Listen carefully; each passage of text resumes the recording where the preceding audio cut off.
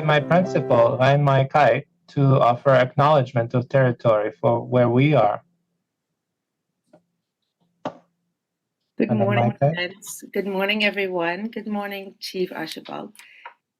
This morning, I would like to take this opportunity to recognize that the territories on which we play, work, learn, and live are the unceded territories of the Coast Salish nations, particularly those of the Squamish, Tsleil-Waututh, and Musqueam nations.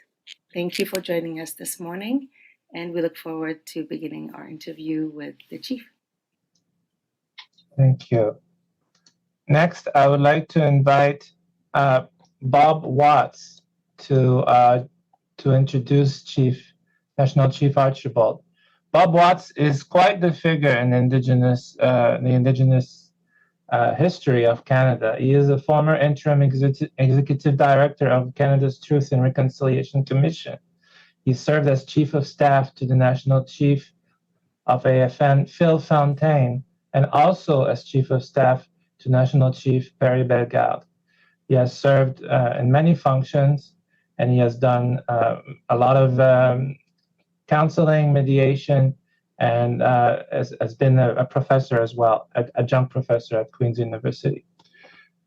Mr. Watts, welcome. Thank you, Marc-Andre. Just want to say that it's such an honor to be able to introduce National Chief Archibald. So dear students and teachers, I'd like to introduce to you Mrs. RoseAnne Archibald, National Chief of the Assembly of First Nations. National Chief, it's a pleasure to have you here as part of our Season 3 of Young Global Citizens Interviews. You know that you were first elected as Chief of the Takwa-Tagamu Nation in 1990, being the first woman and youngest chief to be elected at the age of 23. You were the first woman and youngest Anishinaabe Nation Deputy Grand Chief in 1991, and the first woman and youngest Grand Chief of Mushkegowuk Council in 1994. You became the first woman elected as Ontario Regional Chief in 2018, and in 2021, you won the National Chief of the Assembly of First Nations elections. You have been named on the Toronto Star 20 Ontario Vaccine Heroes, Maclean's Magazine 50 Canadians Shaping How We Think and Live, the Hills Times 100 Most Influential People to Watch in Federal Politics.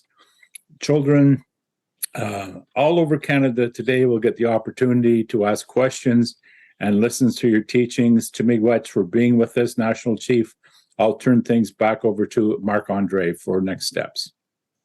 Thank you. For the first question, National Chief, we have Cloverdale Catholic School in Surrey, BC.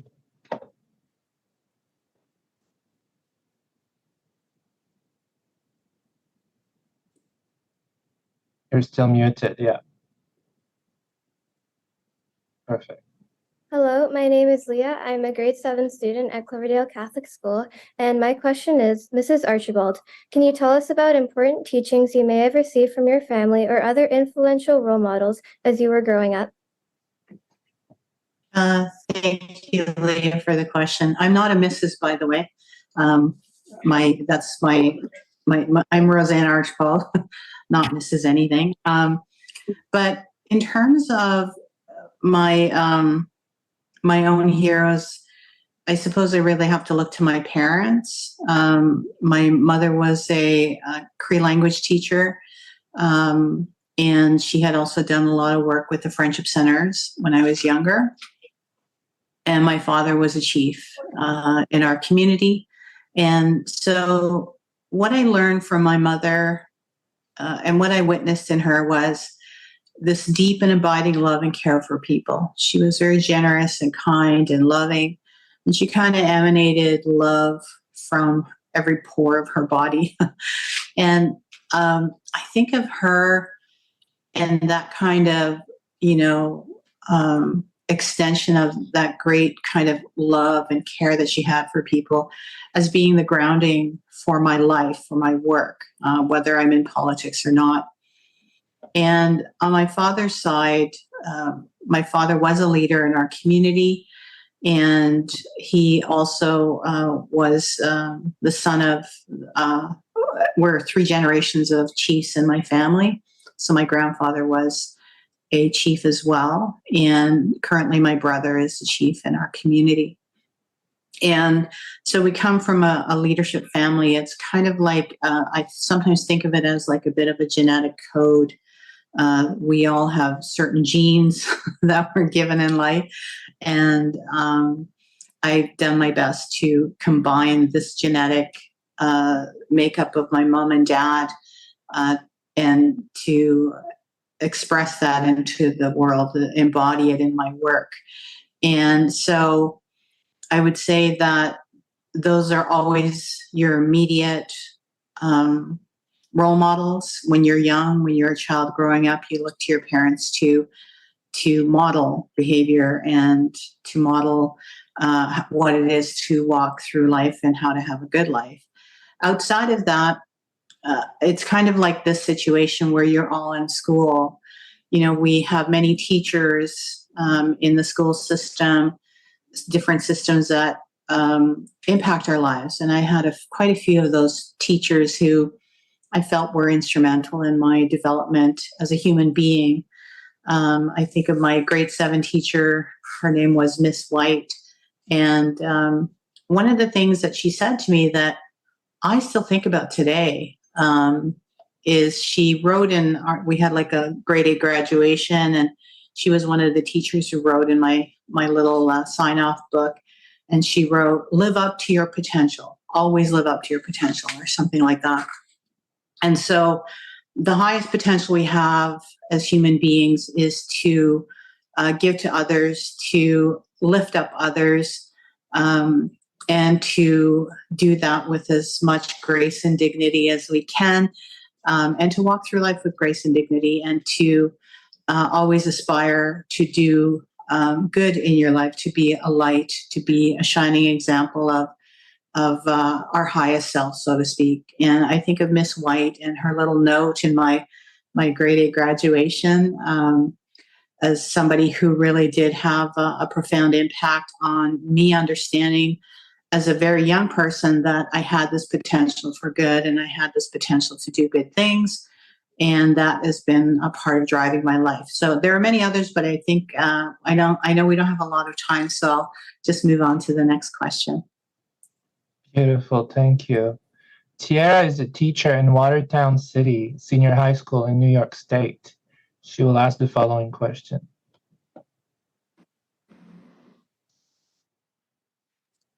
Thank you. It's an honor. Earlier this year, you attended Her Majesty Queen Elizabeth II's funeral. Can you tell us about the special relationship that First Nations have with the British Crown? And do you have any feelings about Queen Elizabeth as a person and as a monarch? Furthermore, how do you envision your working relationship in the future with King Charles III? Okay, and I think I heard about 3 questions there. You know, First Nations people are very matriarchal. That's historically, I should say, the way that we have operated as a society.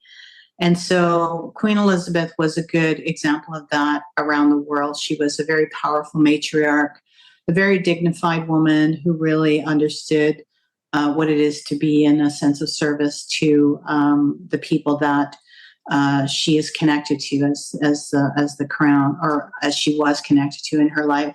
And so I always thought of her as a very good example of women in leadership. You know, she took on that role very young, and she was a good example for all of us. And I think she impacted the world in a very positive way. On the other side of that is the relationship we have with the crown, which is not so positive. So the relationship that we have with the crown, former queen and now King Charles, is based upon what's called the Royal Proclamation of 1763. And that proclamation recognized our sovereignty as First Nations people, that we had a sovereign right to our lands and waters, and that if anybody were to come into our lands, that they would have to make treaties with us, that they would have to make agreements on us allowing people to share that land or to live on that land. And so that sacred relationship began in the Royal Proclamation. And then subsequently, there were a number of treaties signed, what we call treaties that were signed before before Canada became a country. And then there are post-Confederation treaties as well. And so those treaties are sacred covenants. They are sacred agreements about sharing the wealth of the land, sharing the resources, but they haven't been interpreted that way because they were written in an English language and not interpreted properly when our people signed them with an X. And so that relationship has with the Crown as an institution is a very difficult one because the honor of the Crown has not always been upheld, not by the Crown itself at times, and certainly not by the governments who have inherited those particular agreements. So we have a queen, for example, Queen Elizabeth, who was a great-grandmother, I'm sure, a really wonderful person. At the same time, she held on to an institution that was really responsible for colonialism and the destruction of First Nations peoples' cultures, languages, and contributed to certainly the genocide of First Nations people. So moving forward, I did meet King Charles III when he was Prince Charles at an event here in Canada. And I let him know that we needed an apology from the Crown for the destruction of colonialism, but also for the role of the Crown and the Church of England, which is connected to the Anglican Church, and their role in some of these institutions of assimilation and genocide. People call them Indian residential schools, but I don't call them schools because, as many of you know who are in school today, you will not find unmarked graves with children buried in them in your schoolyard. And that's the case of many of those former institutions. So I call them what they were. They were institutions of assimilation. They were institutions of genocide. And so moving forward, that's kind of the difficult part of the relationship that we have with the Crown. But it's not all negative, and we want to have a positive relationship with the Crown. We want reparations. We want reconciliation. So I'll be asking the Prince to fulfill TRC call to action number 45, which calls for a royal proclamation on reconciliation, and for us to rebuild that relationship and create a positive relationship. So I've been working with the Governor General here in Canada, Mary Simon, on a process of how do we do that. We want to take a delegation to England. We want the King to visit Canada again. We want the Royal Proclamation. So there's a lot of work to do with respect to the Crown and rebuilding that relationship. Thank you for that question. Thank you. St. Francis of Assisi School in Vancouver will ask question number 3. Part of the delegation that visited Rome in preparation to the Pope's apology to Indigenous people of Canada. You were also part of Pope Francis's visit to Canada. Do you have any stories to share about these events? And were these events everything you were hoping for? And what do you have to hope can happen next in relation to the Catholic Church and other faiths? Thank you for that question. And I actually did not visit Rome. I did not go to Rome because under the Truth and Reconciliation Commission report, there is a call to action asking for the church to apologize on our lands here on Turtle Island, also now known as Canada. And so I didn't feel that it was proper for me to go to Rome to ask the Pope for something that we had been asking for many years. However, it turned out that trip was a healing trip for a number of those survivors because the Pope did offer an apology there in Rome and then committed to coming to Canada. And so I think that that trip helped those survivors. I want everyone to know on the call that there's a scholar named Dr. Pamela Toulouse who's in Northern Ontario, and she has written a number of books and articles and journal things regarding intergenerational trauma. And in one book, she wrote that 100% of First Nations people suffer from intergenerational trauma. 100%. And the majority of that comes from those institutions of assimilation and genocide. That's where the intergenerational trauma mostly emanates from, but it's also from colonization. And so when you think about this kind of trauma that our survivors have been carrying, to hear the Pope even say the words, "I'm very sorry," was meaningful to them. So when he came to Turtle Island, when he came to Musqueam, I did attend that event, and I did hear him again apologize. But it wasn't a full apology. He did not apologize on behalf of the church itself. He just said, "I'm very sorry."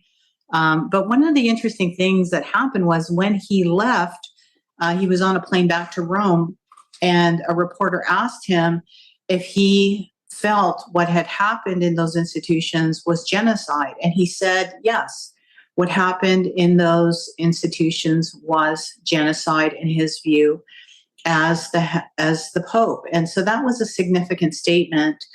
And I think that, a part of healing is a proper apology.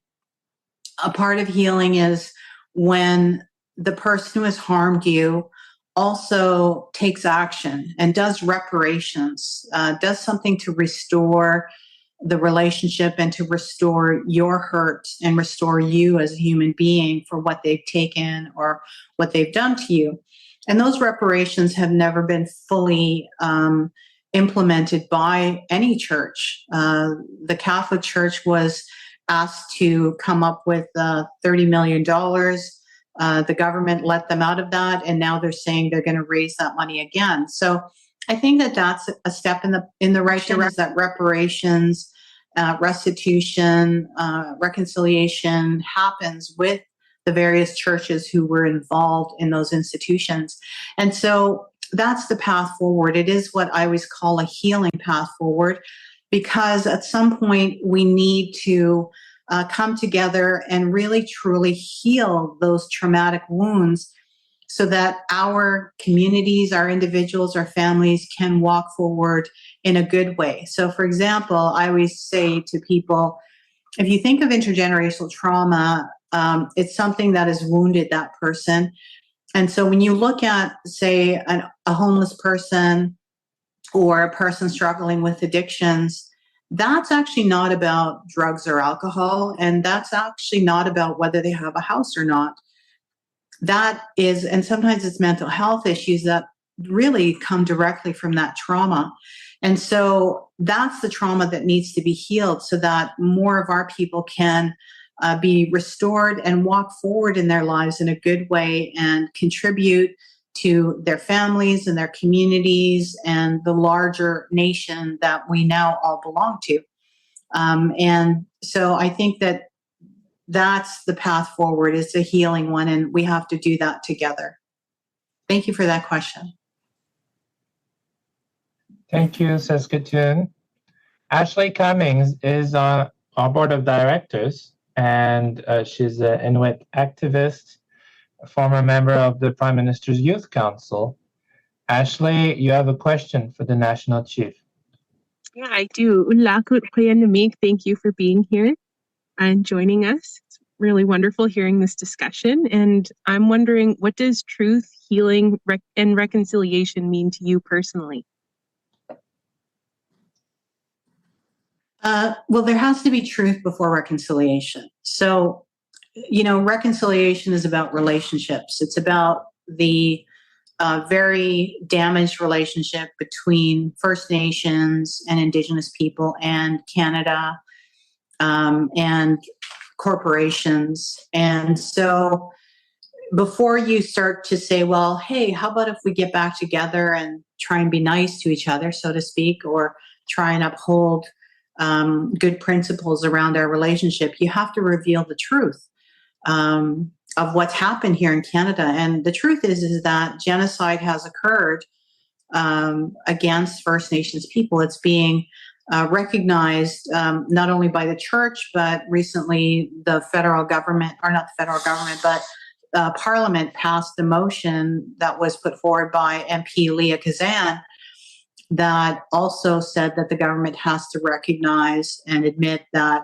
genocide happened. And so when you have that truth embedded in people's minds and in their hearts, then you see how far we have to go. Because when you try to eradicate a whole race of people, the road back from that, the road of reconciliation, has to begin with actions and truthful dialogue rather than, oh, let's forget the past and let's move forward. Sometimes we hear people say this, like, why can't you get over it? Why can't you move forward? But I want to give you an example. You know, in 2001, the World Trade Center was bombed and came, it was a very devastating event for the US and for people around the world. And, you know, it's 21 years later, and it's still it's a marked holiday where people really contemplate it, they think about it, they talk about it, they talk about terrorism, or they talk about why that happened in 2001. And that's 21 years later. And now imagine that for us, it's not just a building with 3,000 people in it, it's millions and millions and millions of people who were subject to genocide. We're still here, thank goodness. But I think it's really about acknowledging that truth and moving forward. Well, now what do we do about it? What do we do with this truth? Well, first of all, there have been apologies. The Prime Minister, Stephen Harper, offered an apology to survivors. The Pope has offered an apology. But, you know, there's still fallout from that. And that's the intergenerational trauma that still exists in our communities. And we have to fix that. We have to create a national healing fund. We have to create processes that help First Nations heal from what has happened. And it's not only about our healing as well, it's about the healing of non-Indigenous people, because your ancestors were the ones who did that genocide. And so you have to heal from that and not carry that in the same way that we have to heal from that and not carry it, but remember it so that we never let it happen again. And so those are kind of the things when I think about reconciliation.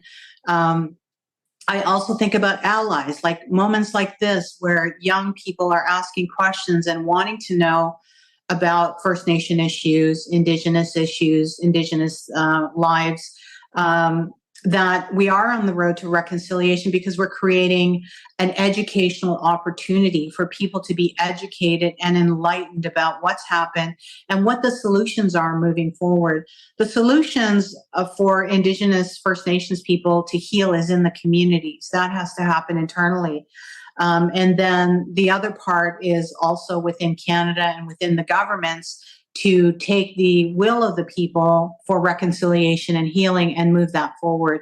And I think that it's not going to be a project that will last 5 or 10 years. It will go on because our relationships go on and on.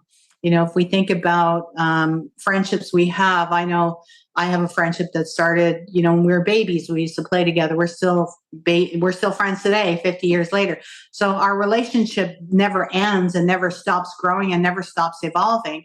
And that's what reconciliation really is. It's about that ongoing relationship between First Nations and Canada and those sacred agreements, the treaty agreements, our inherent and treaty rights being honored. All of that has to go on because the treaties that settled this land and that allow Canadians to have prosperity and wealth and safety and security are the result of treaties.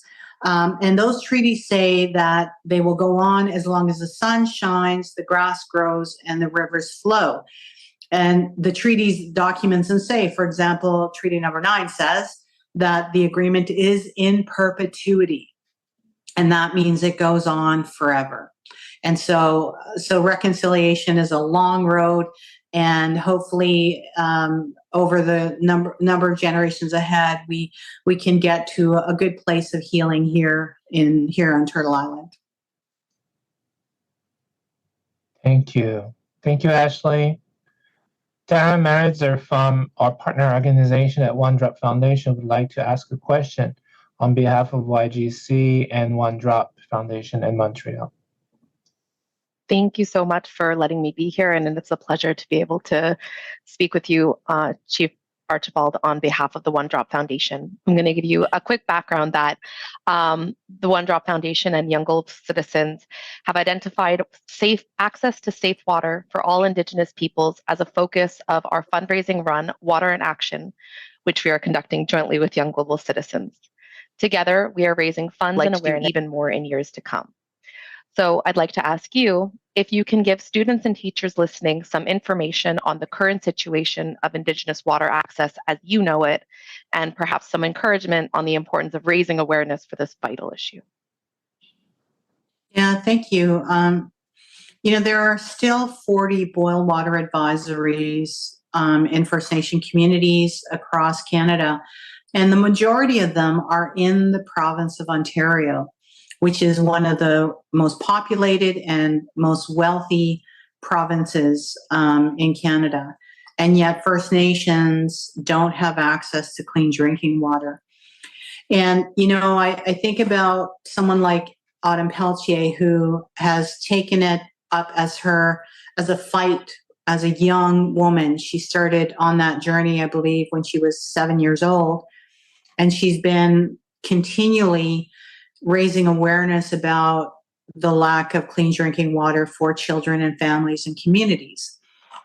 And so it is a great injustice because, for example, today I'm in Ottawa, and if Ottawa, the whole city, had a boil water advisory for more than a day, it would be an outrage. If it lasted a week, it would be absolutely unacceptable. If it lasted a month, there would be a revolution of some kind, I'm sure, because non-Indigenous people understand that it is a basic human right that they deserve. But somehow that basic human right is not being extended to First Nations because of systemic racism, because of racism, because of a broken system of how to replace these water lines in communities, how to build water plants. One of the issues around, for example, I read this story about a community who said, we want to give this contract to Company B. Company B might have had a higher bid, but Company C had the lowest bid. And so the government went with Company C just because they were lower.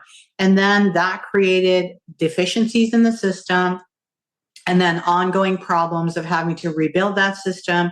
And that community suffered for years under boil water advisories because the government refused to go with the proper person to do that initial work to create clean drinking water. And so for students that are listening and for people who are out there, we do need allies to write to the Prime Minister and say, what are you doing about clean drinking water? Why are communities still suffering of not having clean drinking water while the rest of us have this as a basic human right? What are you doing about it? As I was getting back to the idea of Ottawa, the government would put billions of dollars to fix this problem if it lasted more than a month. They would fix it. They would figure out all the money in the world to put into it to make sure that people in Ottawa had clean drinking water. They would not allow a non-Indigenous people and community to have to suffer under those conditions, but they allow that to happen to our people, and that's wrong.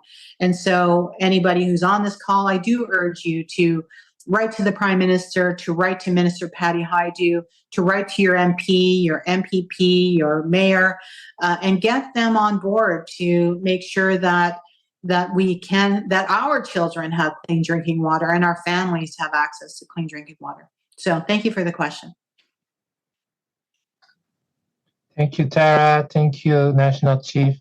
I have a student who wants to say a prayer for us, but First, if you have a final message for our youth, those who will be watching later as we share this recording with schools across the nation. I would say embrace the truth.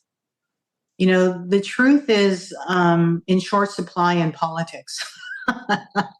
And I often speak the truth. And I sometimes get in trouble for it. But I have to be honest and transparent and accountable for my work as national chief. And most of all, I have to speak the truth. And so that's what I would ask students who are watching this, is to be committed to principles of truth and justice. You know, if you see something that is wrong, that feels wrong for you, then stand up and say something. Whether you are just seeing something maybe in the schoolyard where a child is, somebody's being bullied, it's important to stand up and say something about that. But it's also important to remember these principles as you grow up.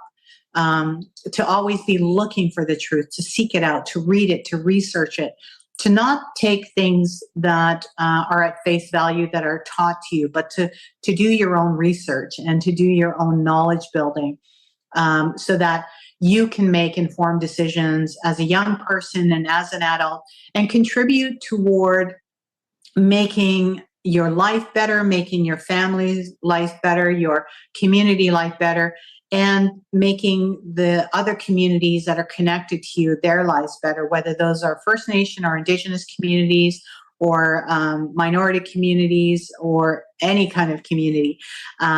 So that would be my advice, is just to stand up for truth always. Miigwech. Thank you. Miigwech. National Chief, is it okay if my students closes with the prayer that she has for us and for you? Yeah, I wanted to also just say, whenever I do a speech, I always say two things at the end in my language, which is Ninanaskamun and Gisakitin. Ninanaskamun is a Cree word in my dialect that means I'm grateful, I'm thankful, I thank you. And Gisakitin means I love you. I love you too. Vivian. In the name of the Father, Son, and the Holy Spirit. Holy God, creator of all that exists, visible or invisible, you are the God of truth and the way of reconciliation. Extend your love and compassion to those who offer their lives in the sacred sharing of their history. Give us the grace to believe in your forgiveness and your love so that we know how to face our history with courage. May your wisdom help us through the gates of remorse, and may she guide our steps with gentleness and firmness on the way to justice and healing. Amen. In the name of the Father, Son, and the Holy Spirit.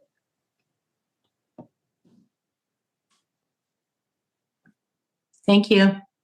Thank you, everyone. Thank you especially for giving us the extra time. We will submit the edited interview to your team, and then if you approve it, then we will release it. Thank Goodbye. you. Thank you, everyone.